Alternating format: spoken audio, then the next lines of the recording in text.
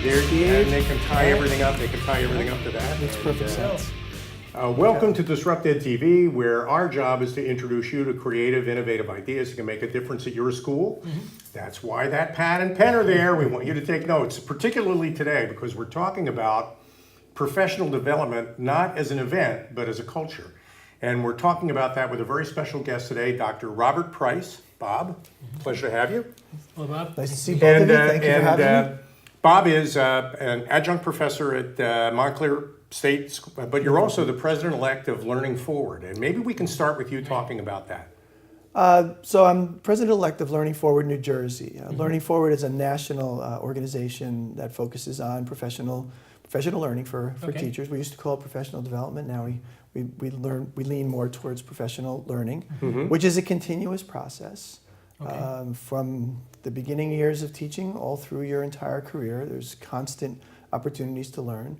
And Learning Forward New Jersey is the New Jersey affiliate of the national organization. And throughout the year, we offer professional learning activities and events. We recently hosted a summer institute of learning down in Princeton. And it's something that we really believe in. We have reached out to many schools, and the organization continues to grow both in the state and nationally. Well, that's now, before the program, we were talking about change management, because that's really what you're on the program to talk about today. And that's the idea that an institution, a school, could be shifted in a sense from a change-resistant state to a change-embracing state. And part of that is to make the professional development process part of the culture rather than just something you do every now and then.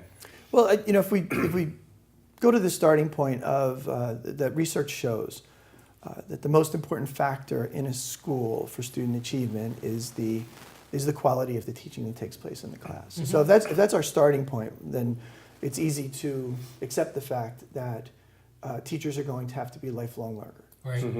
Right. On the other hand, professional development often becomes very difficult to do. It can be mandated on individual days. It can be directed towards short-term goals, and it's not systemic.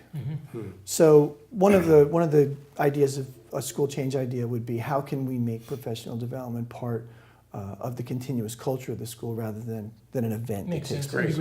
Program. Right. And one of the solutions you have for that is by encouraging instructors in the school to coach each other. Is that right? So one of the things that we did in a district where I was the director of curriculum and instruction at the Northern Valley Curriculum Center in Bergen County, we had 8 individual districts that we were working with. How many students we're talking about? I'm going to say about 700-800 students. Big organization. Big organization, but smaller, like the 7 smaller sending districts, who were then sending to the 2 regional high schools. And of course, in that type of a system, what historically, when this was started well over 50 years ago, was there was a concern of drift. Right, sure. We would like students to enter high school with similar experiences. So some really forward-thinking people back in the day said we need to have some sort of common professional development for the teachers. Over the years, that had grown to a whole series of workshops that take place internally, over 100 full-day workshops a year in various areas where teachers can have choice, but we also would collect data on what the teachers' needs and concerns were and direct it in that area. For new teachers, we found that coaching was the area we wanted to go, with the hope of coaching becoming something that everyone accepted.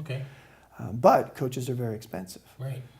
So an idea we came up with was experienced teachers are looking for professional opportunities for themselves. So we developed a coaching academy where teachers can go to a series of events to be trained in the ins and outs of effective coaching. And then their superintendents, who were really big thinkers in this part, allowed them time out of the classroom to coach other teachers, and that was the program. You got your training, you were assigned new teachers to begin with, and then we had checks and balances along the way to see how people were doing, but we were able to create a cohort of over 50 of these teachers There's now no who can cost support. involved either. And there really was, other than the cost of time Right. and some substitutes, there wasn't a large cost involved Exactly. with this. And to get around some of the rules, we're talking about New Jersey specifically, but we have schools that are watching anywhere in the country. There are rules about how you need to compensate people if they spend extra time on a program, Right. and a way to work that out. Well, since this was, there was a small honorarium that we were able to do through our center for the training that took place in the summer. Okay. And then it was really time after Right. that, because it was time during the school day that they Sure. were just compensated with. So that was a creative way to look at this, a situation you wanted to solve, knowing what you couldn't do, and try and find something that you could do.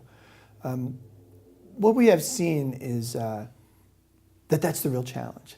If we could get people to think outside some of the institutional structures of the school, Okay. then maybe creative possibilities can occur. It's like a different way of imagining. If you get Right. stuck in the way things are, it's hard sometimes to just break through.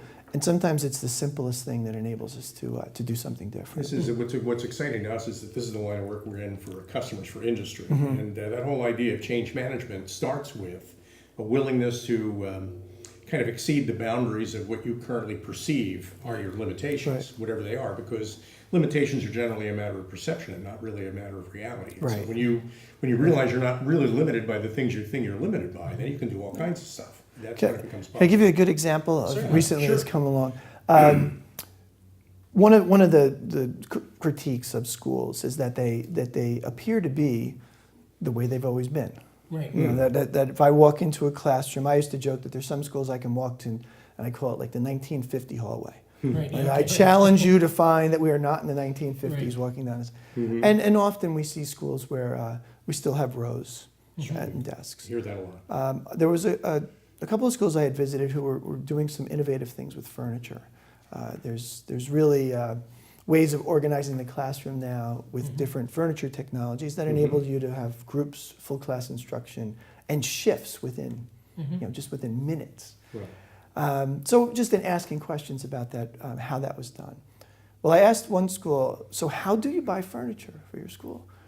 And the way they buy it is that at the end of every school year, as the furniture is taken out of the rooms so that the floors can be polished, it's inspected by the custodial staff, and broken furniture is then replaced. So the initial furniture was bought in the 1970s, and they are now maintaining 1970s furniture in No kidding. 2017. Well, Interesting. we had a steel tubular desk that was broken. We'll buy a new steel tubular desk, Had 1950s, just like the one that was just like the one that was broken. right. So what one school did was they took that budget, they set it aside, emptied some classrooms, warehoused the good furniture, Right. used it to replace classroom furniture that was breaking in classrooms that were remaining stable, but then each year took 2 to 4 classrooms and allowed the teachers Right. and the students to work on designing learning That makes so much environments. sense. We need to take a break, but you're making a really good point. We can pick it up when we come back after the break. Sometimes you're in a rut and don't know it. It doesn't feel like a rut. Right. So we'll talk about that after the break. This is great. Be right back. Terrific. All right. Thank you, Bob. Thank you.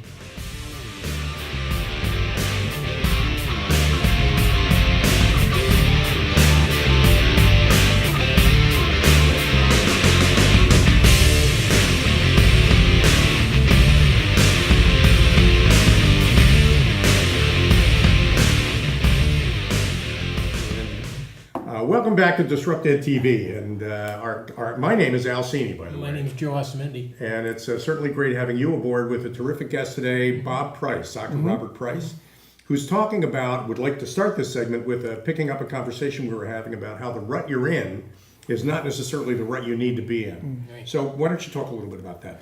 So if we're going to talk about professional learning and continuous professional learning for teachers, there are a couple of obstacles that just exist, and they exist almost institutionally. Okay.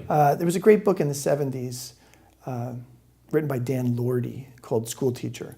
And, it's a hefty kind of a sociological look at teachers. But my big takeaway from the book was that teachers are far more influenced by their time as students in the classroom than they are with all of the training and all of the pieces that they learn in order to be an effective teacher. So, and it's not that they choose it. It's just that you're always kind of constantly going back to how you were successful in the school, or how the school, or what you liked about the school, and when you felt that. When you felt comfortable and honored in the school. So you're constantly trying to pull it back. And I've always thought that one little piece that I was able to pull from that book goes to this difficulty with school change. Okay. Sure. That we're kind of in a battle of pulling it back while at the same time trying to push it forward. There was a great quote someone threw out a few years ago. We need to make schools for our students' future and not about our past. Right. That's interesting, and that's, you know what, I've heard the expression, you know, the one thing we all know about the future is that we can't remember it. A lot of people, I think, try to remember the future, and that's not embracing change. That's about perpetuating what already is, and what you really want is to create a culture where people want something new every day. So talk about that a little bit. Well, so then if that's the case, the most important part then is to just sort of recognize it so that you can reflect on it from that point. So like, for instance, when a child is struggling, not to make the comparison about yourself, but to look at what the individual child is struggling with. And one of the ways that can help is if we have more of a culture of coaching, where we just say, I want to be better, and who's available that I can work with, not to just teach me what I need to know, but to sit with me and say, where would I like to improve, and could you perhaps watch? We could come up with solutions. We can try out different ideas, and then create like a cycle of coaching. So we're speaking, reflecting, experimenting, testing, collecting data, and going back around. Which doesn't. It sounds like it's a big research project. It's not. It's just what we do daily, and teachers do it all the time when they're interacting with so many students. How about, do teachers get along with each other when they're doing that? I mean, is that something they like? Yes. I mean, they talk about that a little A big part of the coaching relationship is that there's a commitment on both sides. Right. If all of a sudden we said as a superintendent or a principal, everyone will have a coach tomorrow, I will tell you who your coach is, and then you have to meet these 4 objectives by the end of the first marking period, it would not be successful. It has to be mutual respect, recognizing the strengths of each other. It's very different from having a mentor. A mentor is someone who's going to basically guide you through the culture, and a coach is someone who's going to help you to make improvements in what you see as areas of growth. Personal improvement rather than subject improvement. That's very important. Right. So it's people don't resist change; they resist being changed. Exactly. Right. That's a really good point. So when people work together in that kind of a relationship, it's coaching without judgment. I never feel like I'm threatened or put upon. That's a key aspect of teaching the coach in a way. You have to make sure. Yeah, I think you'd love our coaching academy. Yeah, It's all trust building, and we talk about like a coaching contract, and it of course it's not binding, but if you read it, you say, oh, exactly, that would be my role as a coach. Okay, so in a school, in a typical school, obviously, another thing we talked about before the program is that most schools have a mentoring or teaching program or a coaching program for new teachers. Mentors, yes. But we're really talking about a continuing program where even senior teachers are being coached by peers. Right. So this is something that you're always evaluating, self-evaluating, and improving. So really positive evolution in this that I had seen in one school was as the culture was shifted. So if we're hiring, some years we had as many as 75 new teachers coming into the district. So a lot of teachers. Yeah, we do that for 5 years, and everyone's gone through this culture change of coaching is an acceptable thing. It's not you're having problems. Right. This It's is just part of the way we do things. Right. Then it could take that long before your veteran teachers feel comfortable with saying, I would like a coach. And now we're seeing veteran teachers who are welcoming other teachers into their classroom, sort of breaking down that barrier. Just breaking down that barrier of where I feel like I'm being judged and I'm being criticized. But I think some schools will worry that we'll give this a year. It's something that is a cultural shift. So you it'll pretty much take. have to make the commitment that we're not just going to give this a year. This is the way we're going to be, and we're going to be that way forever because it makes us a better school. And so how, in your experience, does a 50-year-old teacher deal with a 30-year-old, let's say, teacher as a coach? Well, one of the great entry areas to that has been changes in technology. Mhm. And I think people are very comfortable now saying, look, this is changing at an enormous rate. Exactly. I'm behind to begin with. Could you help me to organize my Google Drive? Right. That's Right, those kinds of sensible. things, So that's non-threatening. It's a win-win for both sides. And people now realize that there's someone who has grown into it and it's second nature, and I can learn from this person in 1 hour what would take me half a year. Absolutely. So there's a good investment Right. between the two. If you think about it. Yeah. And there could be things that I can do with my smart board. I'm using it as a board. Right. Maybe there are things I can do with a smart Right. board that I don't know about that you can help me. Right. One of my favorite coaching experiences was a second grade coach who was working with a high school, a new high school interesting. teacher. Mhm. So as a new high school teacher, you're concerned with the same thing everyone is. Student engagement, classroom discipline, organization of the room, and there's no one better than a second grade teacher to Oh, yeah. to bring in that level of organization. So that was a great experience, Good. for several sessions with Great. those two. We have to take a next break right now, but we'll Okay. be right back with you, Bob. Yeah. Sounds good. Thank you.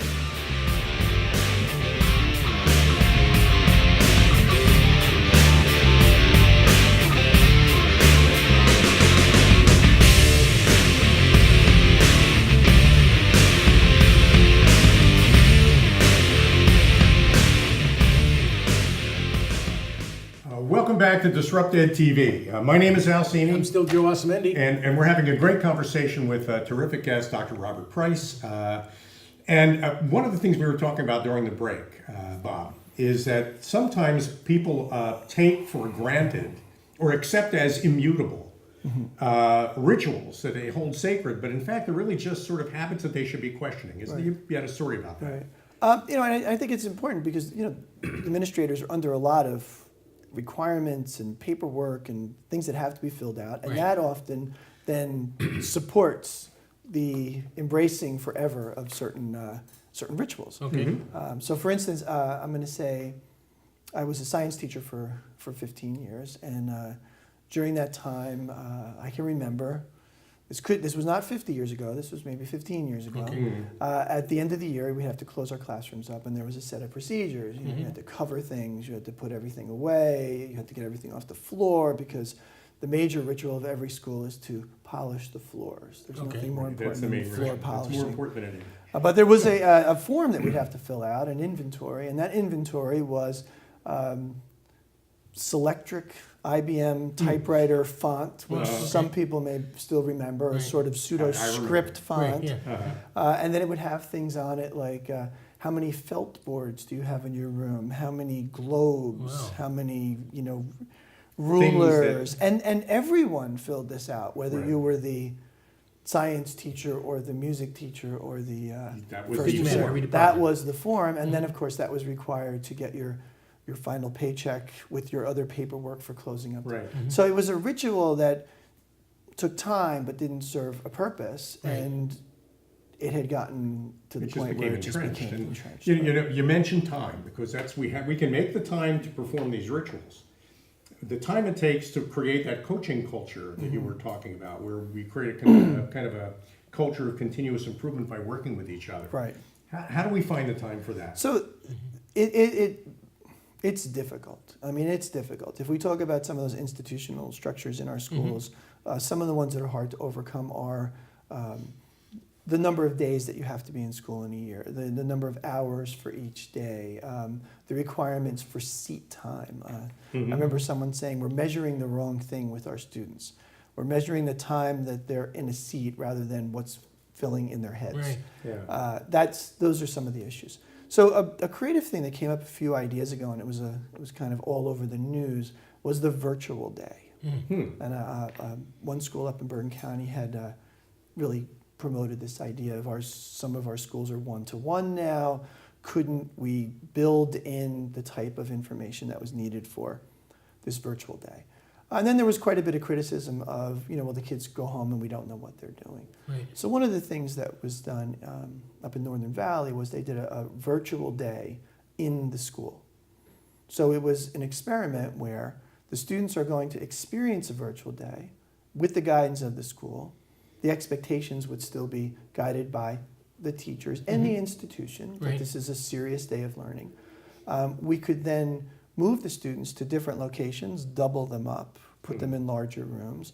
And at that time, we were also able to shift half of the faculty to get some professional learning or some just professional teamwork that took place during that time, and then switch it for the day.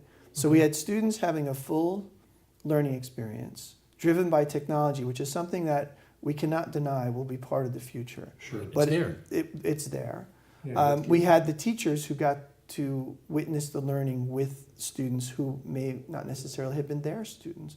So they also got to learn what some of the expectations should be for this as they develop their plans.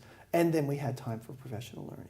So if our goal is to develop self-directed independent learners as sort of a That's really it. I mean, 21st that's- century Yeah. goal. Well, you know, we hear that phrase more and more as we do the Right. show. We talk to people, and that whole idea of participatory learning is something everybody's obviously hungry for. And it's less a matter of how do we organize the institution and more a matter of how do we engage the institution as a servant to that process. Right. Excuse me. And how do we get opportunities for the students to learn Right. how this shift is going to take place? Exactly. So it was, there was a lot of resistance. Why would we be with students who are not ours? Right. How do we design these lessons so that they're fair from one subject to another? But it was a worthwhile experiment to say, here's what we learned. One of the things we learned is that the students missed their teachers, and that was great. If Yeah, nothing that's else, That's very interesting. if nothing else, it was a positive, Certainly. and that the computer will not replace that. That teacher. is so important. I mean, we hear that over and over again too. I mean, technology does not replace teaching. Right. Technology changes it. It's a tool. It's Right, just it's a tool. it's an evolutionary tool, and Right. that's it. Right. So I think that was a really bold experiment by a school district. It shook some of the bugs out of doing it, and now at least it's a possibility. Now Right. you can imagine something different from that point.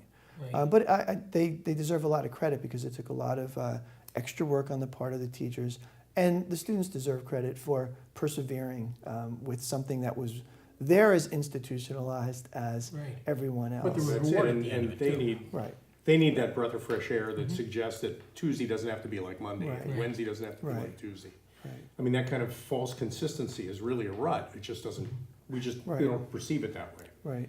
So this that's that idea of can we take moments every once in a while and say that's an institution, but is there a way that we can work around it? Right. It's terrific.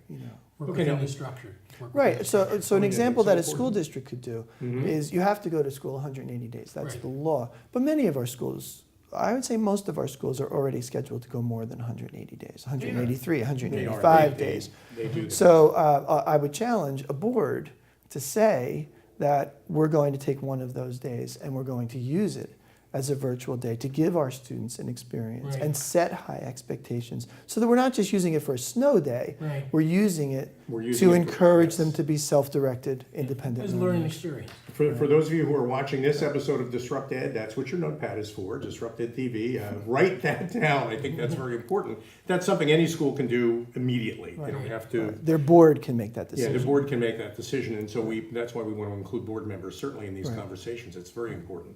Now, talk a little bit about your background. Where do you come from?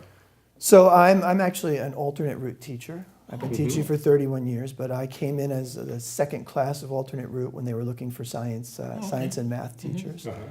I taught for 6 years at Hudson Catholic High School in Jersey City, which was just a unbelievable foundational experience for me. Great.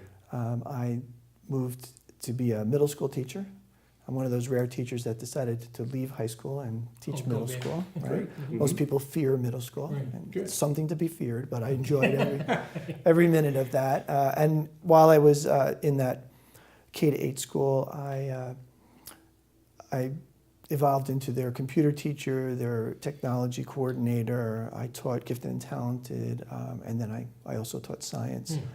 I had developed workshops for teachers along the way, and then I became a supervisor of professional learning at the Northern Valley Curriculum Center, where I then became the director of curriculum and instruction. And along the way, I got my master's degree in fine arts, science education, and my doctorate in curriculum and teaching from Teachers College. And you're capping all that off with a terrific guest appearance on Disrupted TV. Absolutely. So it's a Absolutely great great. conversation. This is the conversation that I hope more people are having. You know, how can we push? How can we challenge? We're not destroying. No. We're growing and we're changing. Growing and evolving and Right. changing, and that's a good thing. So maybe you can take a minute to Okay. look into your camera, which is the one right over there. Right. Tell everybody how to reach you. They might have some questions on how to do this. So Sure. If anyone would like to reach me with questions or looking for more information or would even continue the conversation, they can reach me at my Gmail account, which is drrjprice@gmail.com, which is Dr. R.J. Price. Thank you. terrific. Thank you. Dr. Robert Price, thank you for joining us today on Disrupted TV. Thank you all for tuning in to this program, and I hope you found it helpful. A bunch of you, I'm sure, did. My name is Al Cini, I'm still Joe Osamendi. and we'll be back again soon for another episode of Disrupted TV. Bob, Thank thanks you, so much guys. for joining Thank us. you very much. Thank you. Absolutely. Thank you.